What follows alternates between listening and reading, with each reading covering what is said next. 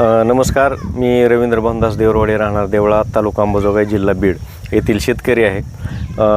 मी अल्पभूधारक शेतकरी असून या ठिकाणी वेगवेगळ्या शेतामध्ये नवीन नवीन प्रयोग मी करत असतो.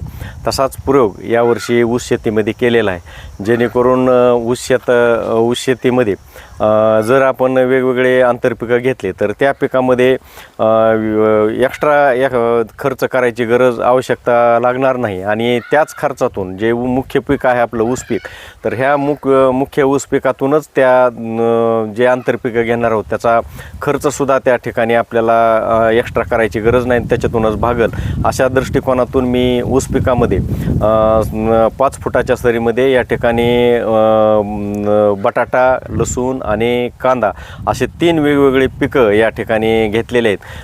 या ठिकाणी प्रथम ऊसाला सरी वाढल्याच्या नंतर त्या ठिकाणी आपण बायोचार पद्धतीचा सुद्धा आपण वापर केलेला आहे. त्याचबरोबर प्रॉमसारख्या खताचा आणि विद्यापीठाच्या बायोमिक्सची त्या ठिकाणी भट्टी लावून त्याचा सेंद्रिय,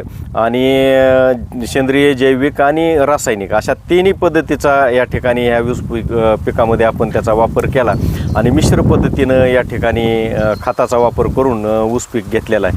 त्याच्यामध्ये खरं तर त्या ठिकाणी 4 क्विंटल बटाटाची लागवड केली, त्याचप्रमाणे कांद्याची सुद्धा त्या ठिकाणी लागवड केली आणि तसेच लसणाची लागवड केली. आणि ह्या ठिकाणी ही 3 पिकं अतिशय जोमदार आणि चांगल्या पद्धतीनं आली.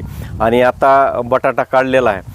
सध्या बाजारामध्ये बटाट्याचे भाव या ठिकाणी तसे सगळ्याच भाजीपाल्याचे भाव सध्या पडलेले असताना या ठिकाणी जाग्याहून बटाटा विक्री करण्याचा एक नवीन सोशल मीडियाचा वापर करून प्रयोग केला आणि त्याच्यातून मोठ्या प्रमाणावर या ठिकाणी 3-3.5 टन बटाटा जागेवर विक्री केला, मोठा चिप्सचा.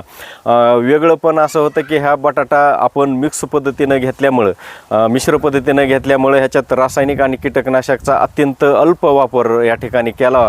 आणि बटाट्याला जे लोक गिराईक आपल्याला सांगत आले किंवा बटाट्याला वेगळी चव या ठिकाणी झालेली आहे आणि लोकाला त्या बटाट्याची मागणीसुद्धा मोठ्या प्रमाणावर मला आली. परत राहिलेला जे बटाटा आहे तर ते काडीमोल बाजारात न विक्री करता बटाटा हा नाशवंत आहे. तर ह्या बटाट्यावर प्रक्रिया करून जवळजवळ 1500-1600 किलोचे आपण या ठिकाणी चिप्स केले, जेणेकरून मार्केटमध्ये चिप्सला एकतर त्याची जी काही ठेवण्याची क्षमता आहे ते 6 महिने ते वर्षभर हे चिप्स राहतील आणि टिकाऊपणा राहील. आणि बाजारात आपण ही बटाटा जर प्रक्रिया करून केला जर नसता तर हा बटाटा जागेवर सडला असता आणि अवकाळी पाऊस आणि वारा हे मोठ्या प्रमाणावर या भागामध्ये आमच्या सुरू होतं आणि ह्याच कालावधीमध्ये बटाटा काढलेला होता. तर ह्याच्यामध्ये आपण या गरमीच्या वातावरणामध्ये सुद्धा हा बटाटा खराब झाला असता तर त्याला प्रक्रिया करून आपण चिप्स वेगवेगळ्या पद्धतीचे काढलेले आहेत, ज्याला मार्केटमध्ये चांगला दरसुद्धा मिळालेला आहे आणि हे 6 महिने ते वर्षभर जातील. साधारणतः ह्या बटाट्यामधून 3-3.5 टन आपण चिप्सचा बटाटा विक्री केला. जवळजवळ त्याच्यातून आपल्याला जवळजवळ 27-28 हजार रुपये या ठिकाणी आपल्याला त्या बटाट्याच्या माध्यमातून 3-3.5 टनाच्या माध्यमातून मिळाले.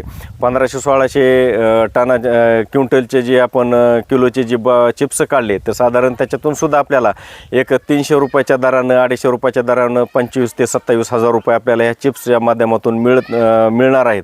आणि त्याचबरोबर या ठिकाणी लसूण जे आहे ते लसूणसुद्धा खाण्यापुरता वर्षभर आपल्याला झालेला आहे.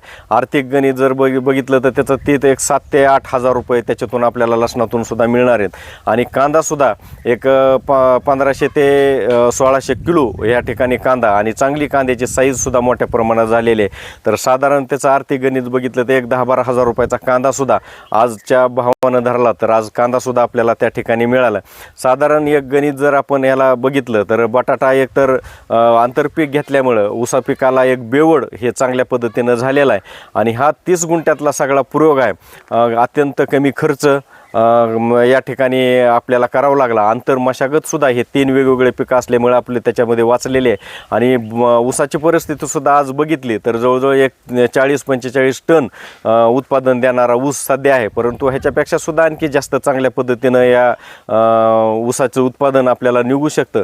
साधारण शेवटी हे 3 आपण ह्याचं आर्थिक गणित जर बघितलं तर साधारण ते 2 ते 2.25 लाख रुपये ह्या 30 गुंठ्यामधून आपल्याला कमी पाण्यावर, कमी खर्चावर खर्चावर आणि कमी मेहनतीमधून निघणार आहेत. तर असेच अल्प आणि वेगवेगळे प्रयोग मी करत असतो. तर ह्या प्रयोगातून अल्पभूधारक शेतकऱ्यांसाठी सुद्धा एक चांगलं मॉडेल अशा ऊस शेतीतून तयार होऊ शकतं, हे या प्रयोगामधून मला या ठिकाणी समजलं आहे.